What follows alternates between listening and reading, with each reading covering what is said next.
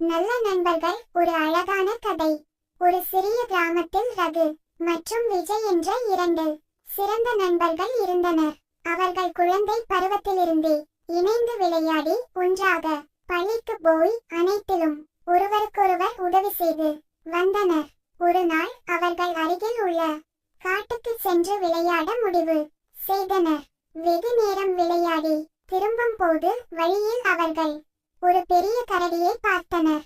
கரடி அவர்கள் இருக்கும் இடத்தை நோக்கி வர தொடங்கியது. இருவரும் பயந்துவிட்டார்கள். விஜய் அருகில் இருந்த மரம் ஒன்றின் மேல் வேகமாக ஏறிவிட்டான். ஆனால் ரகுவிற்கு மரம் ஏறுவதற்கு தெரியவில்லை. அவன் என்ன செய்வது என தெரியாமல் நின்று கொண்டிருந்தான்.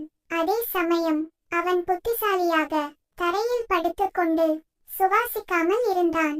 கரடி அருகில் வந்தது. ரகுவை நக்கி அவன் இறந்து விட்டான் என்று நினைத்து அங்கு இருந்து சென்றது.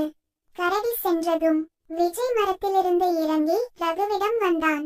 கரடி உன்னிடம் என்ன சொன்னது என்று விஜய் கேட்டான் சிரித்துக்கொண்டு. அதற்கு ரகு சிரித்துக்கொண்டு, நண்பனாக இருந்தவன் ஆபத்தில் உதவி செய்யாவிட்டால் அவன் உண்மையான நண்பன் இல்லை என்று கரடி கூறிச் சென்றது என்றான். விஜய்க்கு வெட்கமாகியது.